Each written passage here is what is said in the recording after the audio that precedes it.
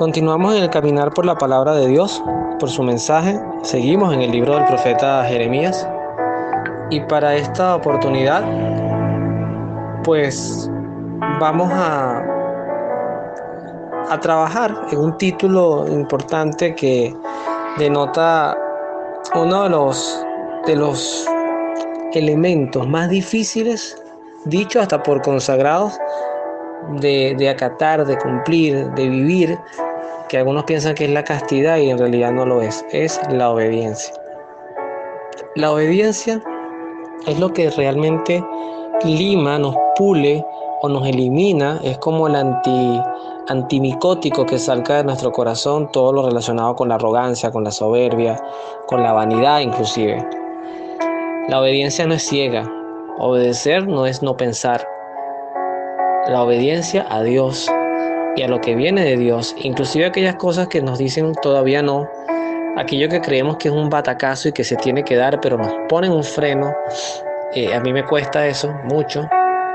A veces me molesta cuando yo digo, pero es que este es el momento de hacer algo y me dicen que no y me moleste. Bueno, después del tiempo seguramente dará la razón, o aunque no tengan la razón, eso también ayuda a bajar un poquito mi ego y a no creerme que yo soy el dueño y señor de la verdad. Dios, sin embargo, es característico, lo hacía mucho Jesús lo hacía mucho, el comparativo. Dicen que los hijos no se deben comparar, ni los niños lo debemos estar comparando con otras personas, pero hay que decirlo, Cristo usaba mucho el comparativo. Él, por ejemplo, le restregaba a los judíos cómo los samaritanos de repente cumplían más la ley, o cuando les llegó a decir que los publicanos y las prostitutas estarían primero en el reino de los cielos que ellos, eran comparativos y comparativos muy duros. Pero estos comparativos los aplicaba justamente donde había ese brote de arrogancia, ese brote de superioridad. Cristo vino a consolar a los humildes, a los sencillos, a los que estaban excluidos, sin dejar a un lado el elemento fundamental en que sí eran pecadores, tanto los judíos que abrazaban la ley como los que no la abrazaban, todos estaban en el marco del pecado, pero a todos los llevaba a la conversión. Por eso, como escuchaban estos días recientemente, no es que Dios nos ama como somos, es que Dios nos ama desde lo que somos, y eso es distinto, sin duda que lo es. Porque si nos ama desde lo que somos es porque nos puede llevar a superar aquellas cosas que no están dentro de su voluntad y que nos ayudarán a ser lo que realmente debemos ser, la mejor versión de nosotros mismos. En el texto de hoy vamos a ver, va a aparecer un pueblo que se llama los recabitas. Y justamente Dios lo toma como ejemplo, es una lectura un poco larga, pero vamos a tratar de hacerlo, como yo siempre digo, esto no tiene apuro, nosotros no estamos aquí corriendo contra el tiempo, nosotros no estamos aquí, esto no es para oírlo apurados, esto es para oírlo en serenidad, en el momento que tengamos que escucharlo y a quienes les sirva. A mí particularmente me sirve mucho. Si esta serie no la escuchara nadie, me sirve a mí misma porque me obliga, me motiva a leer su palabra y además a reflexionarla. Es una riqueza muy grande y da recursos para cuando pues me toque pararme a hablar en una catequesis o en una reunión de amigos, en una reunión de familia, tener espacios para hablar de Dios. Nos dice el texto que esta es la palabra que Yahvé hizo llegar a Jeremías cuando reinaba en Judá. Joaquín, hijo de Josías, dice: anda a ver a los recabitas, conversa con ellos y llévalos a la casa de Yahvé, y en uno de sus departamentos sírveles vino. Esto está, lo voy a decir jocosamente, pero esto está bien pensado por Dios. Esto es como tú cuando llevan a los muchachos de una catequesis o un grupo de un colegio con cierto nivel, que son los que se quejan porque no les compraron el teléfono nuevo, porque no tienen el último play, porque los zapatos que tienen no son los de la última marca, o porque todo el tiempo están comiendo lo mismo todas las mañanas, y se quejan. Entonces de repente los llevan a un orfanato, pero engañados, los llevan así como a escondidos, ¿no? Los llevan a un orfanato y ahí se dan cuenta de que otros niños no tienen qué comer, que bendicen todos los días cuando comen, así sea los 365 años comen lo mismo, pero tienen que comer cuando les llegan con un juguete roto, pero para ellos es como el último PlayStation que puede haber salido. Entonces te das cuenta de que tus quejas son absurdas, totalmente absurdas. En ese sentido, dice entonces el Señor, dice Jeremías: fui pues a ver a Jesonías, hijo de Jeremías y nieto de Absanías, a sus hermanos y a todos sus hijos, en una palabra, a toda la familia de los recabitas. Y los llevé a la casa de Yahvé, al departamento de Ben-Jonaham, hijo de Gedelías, hombre de Dios. Ese está al lado del departamento de los jefes y encima de los que tenía Masías, hijo de Selum, guardián de la puerta. Coloqué delante de los miembros de la comunidad recabita jarros y copas llenas de vino, y les dije: sírvanse vino. Pero contestaron, y aquí viene un poco la enseñanza, contestaron: no podemos tomar vino porque Jonadab, hijo de Recab, nuestro antepasado, nos prohibió hacerlo, diciéndonos: ninguno de ustedes ni de sus hijos probará jamás el vino, ni construirá casas, ni hará siembras, ni plantará viñas, ni tendrá propiedades, sino que durante toda su vida vivirán en carpas, para que vivan largos años en la tierra en que ustedes son extranjeros. Nosotros hemos cumplido fielmente lo que nos ordenó nuestro padre Jonadab, hijo de Recab, y así ninguno de nosotros, ni nuestras mujeres, ni nuestros hijos, ni nuestras hijas, tomamos nunca vino, ni edificamos casas para vivir, ni tenemos viñas ni campos sembrados, sino que habitamos en carpas. Hemos obedecido siempre todas las órdenes que nos dio nuestro antepasado Jonadab, solo que cuando Nabucodonosor, rey de Babilonia, invadió nuestro país, nos dijimos: vamos a Jerusalén para escapar del ejército de los caldeos y del de Siria, y nos hemos establecido en Jerusalén. Aquí hago otra pausa. Fíjense que es un pueblo extranjero que, además, huyendo de la esclavitud de otros pueblos, pues llega a Jerusalén, aterrizó allí, pero además me quiero centrar en lo que puede inspirar. Esto es un tema de inspiración.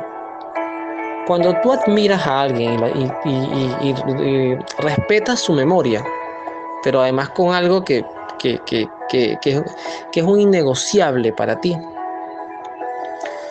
no es tanto lo que te prohíben, no es tanto lo que te prohíben, es lo que dejas de hacer por honrar su memoria. El problema de Adán y Eva fue, especialmente Eva lo coloca en el texto, pero el problema de Adán y Eva fue exactamente este. Dios les da un mandato y ellos cuestionan el mandato, se aventuran a la desobediencia, y ahí está toda la catástrofe que eso generó. Y en el pueblo de Israel y en nuestra fe cristiana católica exactamente ocurre lo mismo. Hoy más que nunca, muchas de las leyes de Dios, de los mandatos de Dios bíblicos, y siempre trataré de decir esto para que alguien lo busque y le sirva de guía, más allá de si lo practica o no lo practica, todo lo que tiene que ver, por ejemplo, con las purezas o el buen vivir de la sexualidad cristiana, te puedes inspirar en parte en el libro del Levítico capítulo 18, completico. Pero ahí está expresada la voluntad de Dios ante el perdón, ante la misericordia, ante la verdad, ante la hipocresía. O sea, Dios como persona siempre tiene algo que decir. Y hemos querido tapar eso y hacernos los tontos, y muchas veces colar ideologías, formas de creer y de pensar que nada tienen que ver con la forma de pensar de Dios, y hemos maquillado esto como que es voluntad de Dios.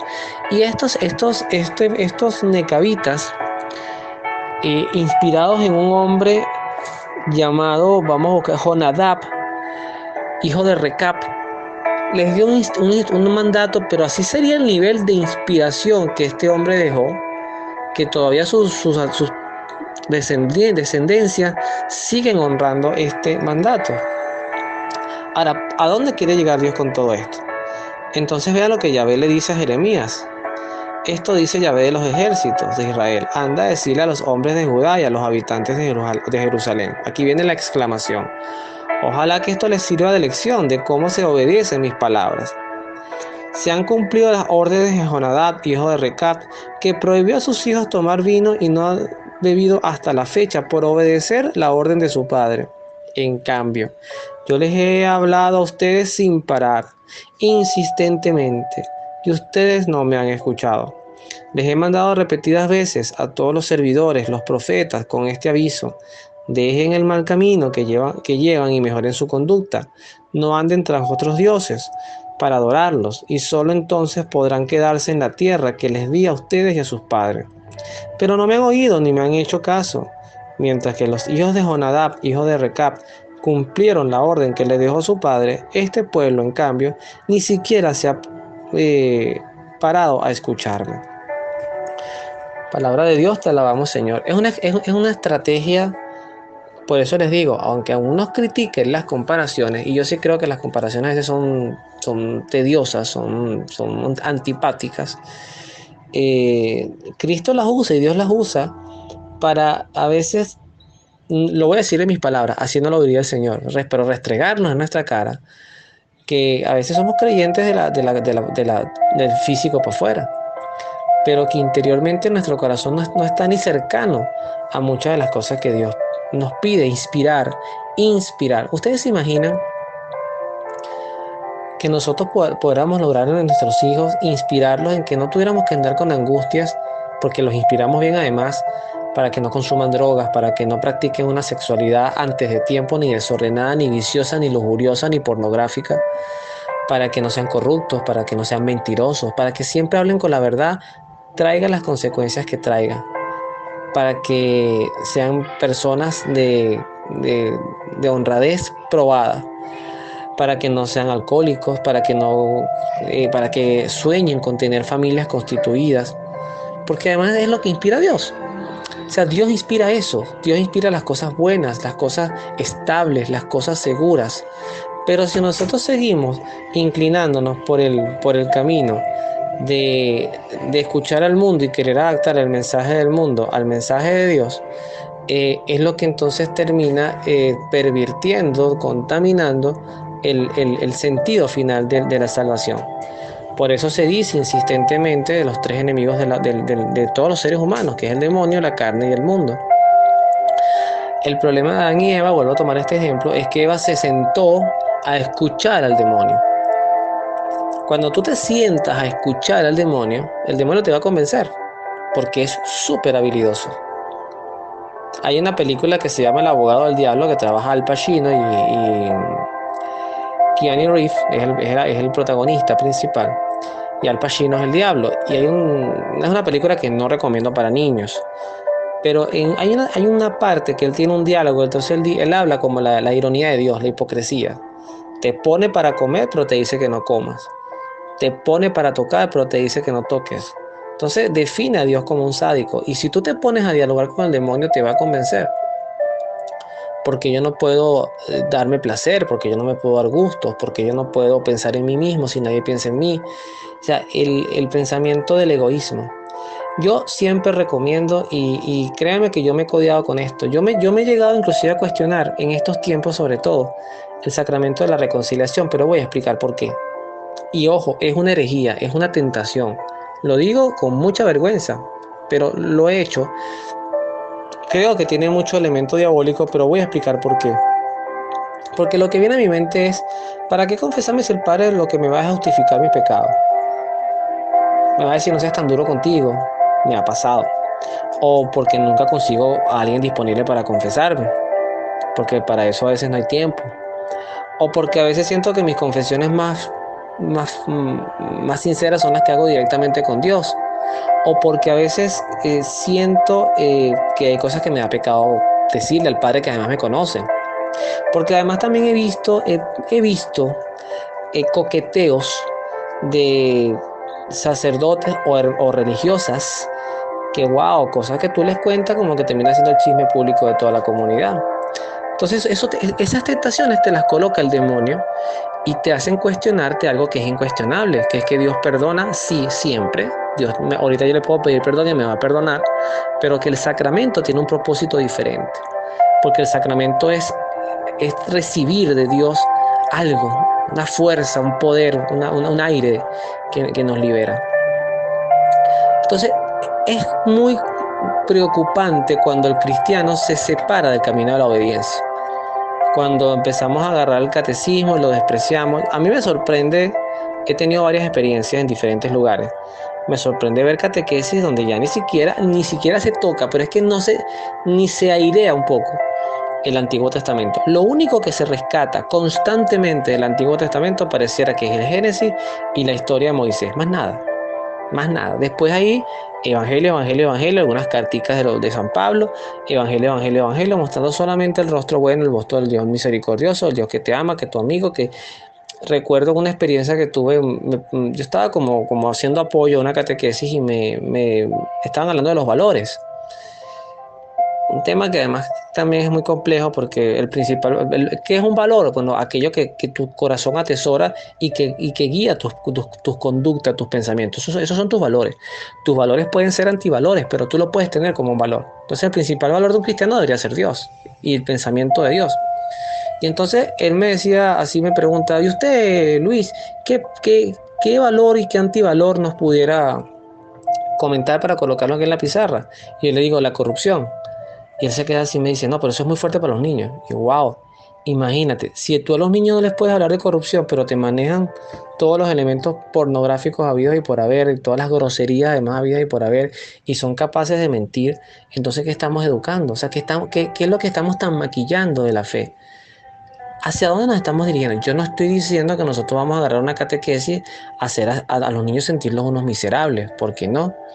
Pero es que si sabemos que el pecado puede contaminar al ser humano desde que tiene conciencia, desde que habla, desde que tiene capacidad de herir a otros, entonces hay cosas que no podemos estarlas maquillando. Siempre recuerdo una historia que a mí me llamó muchísimo la atención. Además yo estoy seguro que quien la escuche dirá que eso no es así, que eso es una locura, que eso no se puede predicar.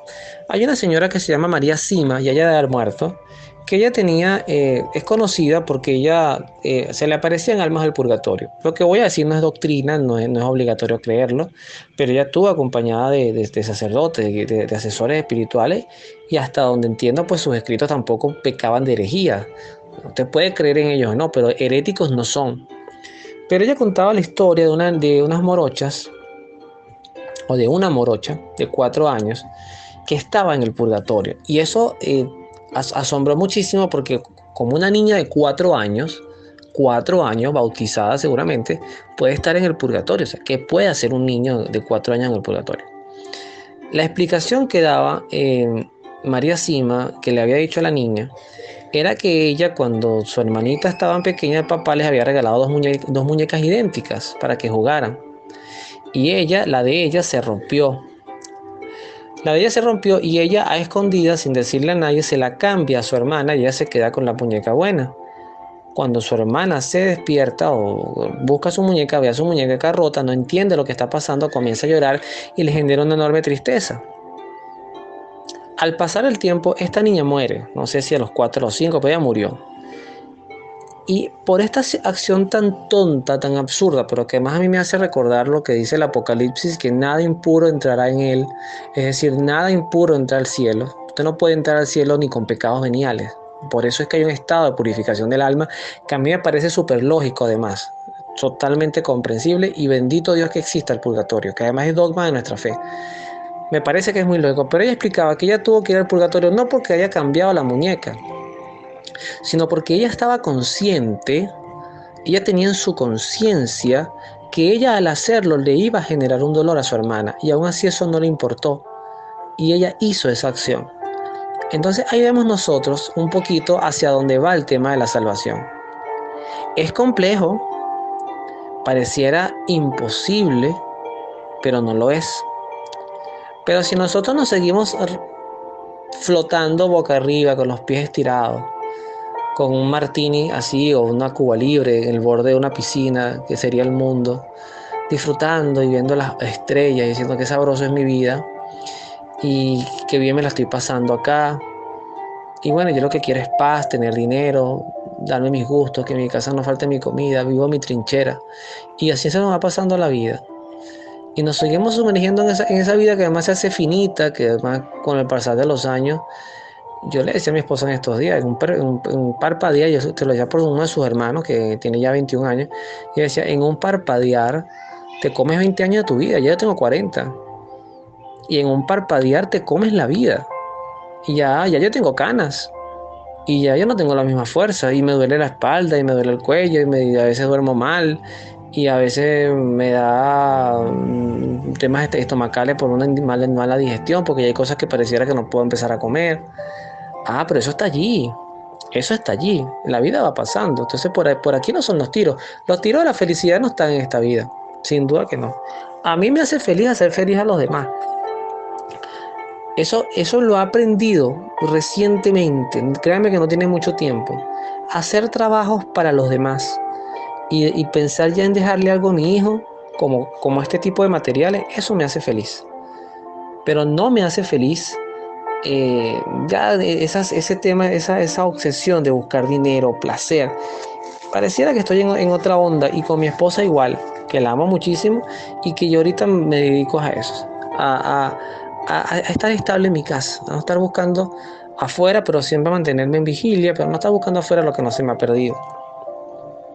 En ese punto quería contar rápidamente, porque tampoco quiero hacer esto muy largo, ya siento que va un poco largo, lo que pasó luego de Pentecostés en el libro de los Hechos de los Apóstoles, en el capítulo 2. Porque es más o menos lo mismo, ¿no? Un pueblo que se maravillaba porque los apóstoles hablaban en lenguas, pensaban que estaban borrachos, y Pedro les aclara que no están ningún borrachos, que ellos están hablando por acción del Espíritu Santo. Pero además Pedro aprovecha la oportunidad para un poquito cachetearles en la cara las cosas que hacían. Y en el versículo 22 del capítulo 2 del libro Los Hechos de los Apóstoles les dice a Pedro a los israelitas: Israelitas, escuchen mis palabras. Dios acreditó entre ustedes a Jesús de Nazaret, hizo que realizara entre ustedes milagros, prodigios y señales que ya conocen. Ustedes, sin embargo, vean muy parecido a lo que vamos a leer en Jeremías, ¿no?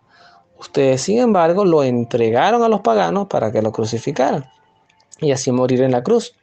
Y con esto se cumplió el plan que tenía Dios dispuesto.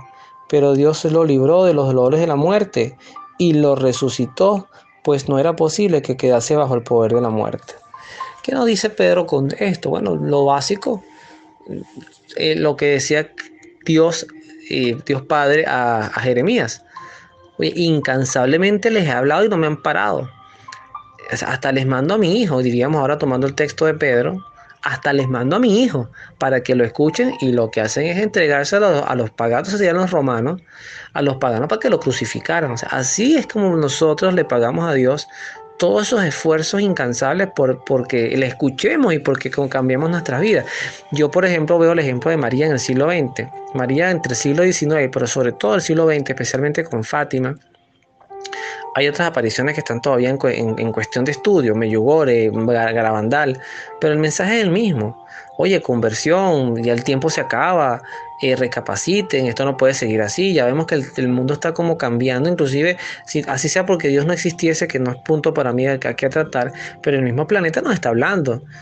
Ya el tema de los huracanes, los ciclones, mi país Venezuela, que no sufría estas cosas, ya hemos tenido 45 ciclones este año. Y en estos días hasta se nos movieron unas tiendas, una plaza aquí en el centro de Caracas bien fuerte. Se han caído árboles, se han desbordado ríos en Venezuela en general. O sea, el tema de los huracanes y las tormentas todos los años cada vez pareciera que son peores.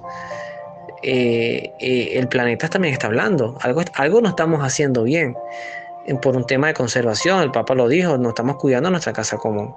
Entonces, sin duda, el tema de saber leer la creación, saber leer las leyes naturales en todos los sentidos, leyes naturales, porque todo tiene su naturaleza y su propósito, todo, y el que tenga oídos que entienda, todo tiene una ley natural. Si nosotros seguimos haciéndonos sordos a esas leyes naturales y seguimos tratando de imponer nuestra propia ley centrada en nuestros caprichos y nuestros deseos, por tener más dinero, por tener más placer, por abrirnos a todas las formas de expresiones de amor, porque la corrupción no importa mientras robo, pero también doy un poco a los demás. Si nosotros seguimos caminando por así, en algún momento la copa se va a rebosar y algo tendrá que pasar. Algo tendrá que pasar, porque lo que sí no va a pasar es que Dios permita que su creación termine destruida, porque el plan de Dios, si lo vemos con objetividad, un plan que hasta le costó su propio sufrimiento y vida, o sea, no puede terminar en derrota. Eso no tendría sentido. El plan de Dios termina en triunfo. Y ojalá estemos del lado de los triunfadores y orando por lo que les cuesta triunfar. Que Dios les bendiga. Los vemos en la oración.